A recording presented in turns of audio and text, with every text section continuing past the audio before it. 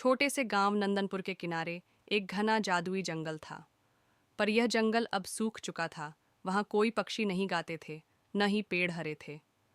लोग कहते थे कि यह जंगल एक पुरानी आत्मा द्वारा शापित है। 12 वर्षीय लीना एक जिज्ञासु और साहसी लड़की थी। उसे कहानियों से बहुत प्यार था, खासकर उन रहस्यमयी कहानियों से जो उसके दादा सुनाया करते थे। एक दिन उसने सुना कि जंगल के बीचों बीच एक जादुई पेड़ है, जो अगर फिर से जीवित हो जाए तो पूरा जंगल फिर से हरा भरा हो जाएगा। भाग 2। सफर की शुरुआत। एक रात जब पूरा गांव सो रहा था, लीना चुपचाप अपने घर से निकली। उसके हाथ में सिर्फ एक पुराना नक्शा और एक लालटेन थी। जैसे ही वह जंगल के पास पहुंची, उसने देखा कि पेड़ बेहद सूखे और काले हो चुके थे। अचानक हवा में सोने की रोशनी चमकी और उसके सामने एक छोटी परी प्रकट हुई। परी का नाम था आउरी। उसने लीना से कहा, अगर तुम इस जंगल को बचाना चाहती हो तो तुम्हें जादुई वृक्ष की जड़ें खोजनी होंगी। भाग 3। जादुई वृक्ष की तलाश। लीना और आउरी जंगल के अंदर गहराई तक जाने लगे। रास्ते में उन्हें कई रहस्यमयी प्राणी मिले, बातें करने वाले पत्थर, चमकती हुई लताएं और उड़ने वाले फूल। आखिरकार उन्होंने एक विशाल वृक्ष को देखा जिसके चारों ओर काले जादू की बेलें लिपटी हुई थीं। लीना ने महसूस किया कि यही जादुई वृक्ष है, लेकिन यह कमज़ोर था। हमें इसे बचाना होगा, लीना ने कहा। भाग 4। जंगल की आत्मा। जैसे ही लीना ने अपने हाथ से पेड़ को छुआ, एक गहरी गूंजती हुई आवाज़ आई। कई सालों से मैं अंधकार में कैद हूँ।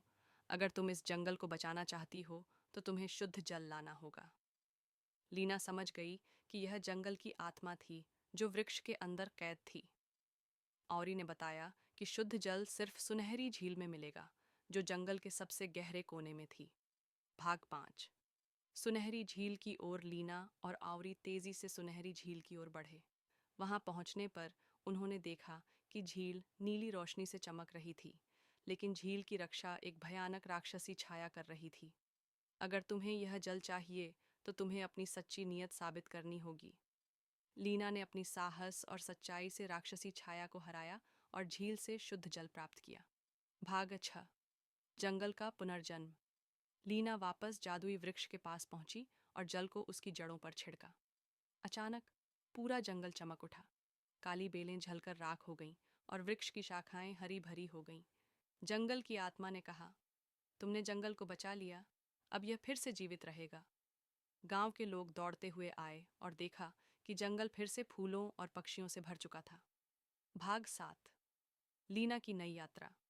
लीना ने अपनी यात्रा पूरी कर ली थी, लेकिन औरी ने मुस्कुराते हुए कहा, यह तो सिर्फ शुरुआत है। दुनिया में अभी कई और रहस्य हैं। लीना ने नक्शे की ओर देखा, जहां एक नया चमकता हुआ निशान उभर आया था। नए रोमांच की शुरुआत होने वाली है, लीना ने कहा, और जंगल के उस पार निकल पड़ी। समाप्त।